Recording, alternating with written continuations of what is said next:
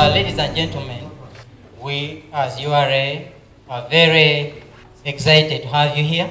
URA cannot be alone on the journey to economic independence.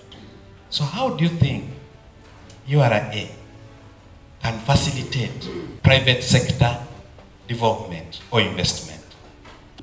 In my view, URA is doing a very good work, actually. But as long as the resources, the use of the resources, the government expenditure, if you sit down and you look at the government, one section, just look at a monthly government payroll, it intimidates what URA is doing.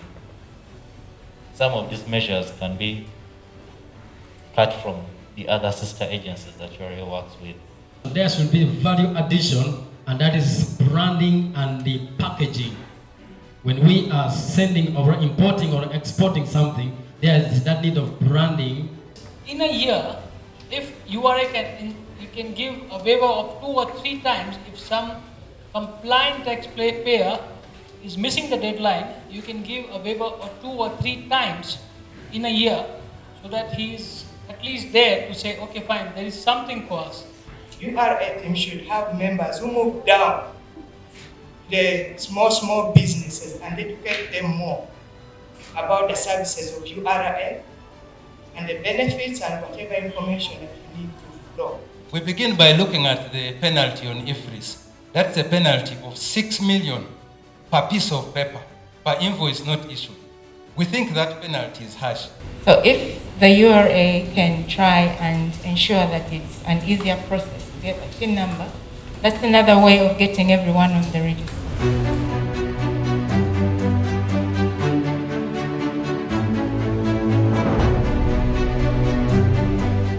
This is not just a URA affair. It is a public affair. So we looked around and started to check ourselves, our people. What is it that is not happening right? Our main task would be to collect what do you see as the problem and how do you want us, URA or government in particular, to solve the problem. If somebody asked you that you want this economy to grow, isn't it? What are 2 things that should be done? Increase access to markets. The URA should also think of involving the social workers. URA should shift from its way of collecting tax and have an entity that is mandated only responsible for giving advice or nurturing businesses for best practices. Business should be given grace period after registration before starting to pay taxes. You are here not as an individual, but your views are representing every Ugandan in the northern region. We know that most of these businesses in the informal sector are not registered. And to integrate them, I think one of the starting points would be to have them registered. And like I said, I'm giving you my number in case you get any letter that you really feel is not in good tone. Please let us know, because we have agreed to partner with you clients. And as we move, we don't want to move alone. We don't want to be a lone worker. We need to move together with our taxpayers, with our stakeholders, because if we leave you behind, we shall fail. Ladies and gentlemen, why are we here? We are here because we want to transform our economy. I believe that this engagement is going to yield great results that will in turn uplift our country. Your input is key in terms of the reforms. About 48% of our budget is financed locally, and that's why we appeal to you, ladies and gentlemen, that you help us to see how best we can widen the tax base. Sometimes it's very hard for us to convince people to pay taxes. Yes, it is something you pay and you don't expect a return.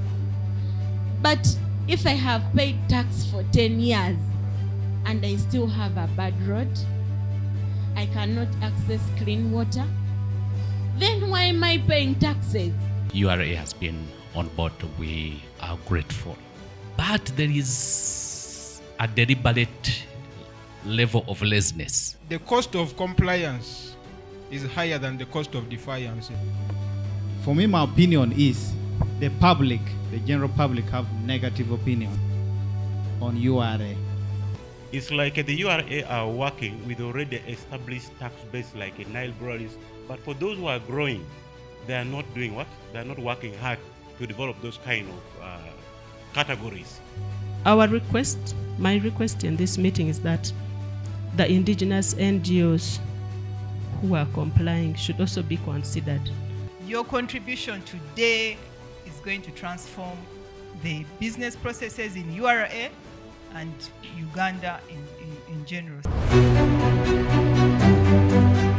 What is our essence for us to come here today? Here we are collecting the views. State it as it is, then those concerned will look at it and then give the guidance thereafter. How can we bring everyone on board? Be friendly. You know, some people, when they see a person putting on URA, either tag or uniform, they close the shops. Sometimes URA is implementing systems that do not work. For instance, this EFRIS thing. EFRIS is still a new system, but mututwala speed ya wagulu. I've tried to interact with users and personally where I use it, and I find it not achieving results. I'm feeling that URA should always come on ground, consult the taxpayers, because it should be a win-win situation.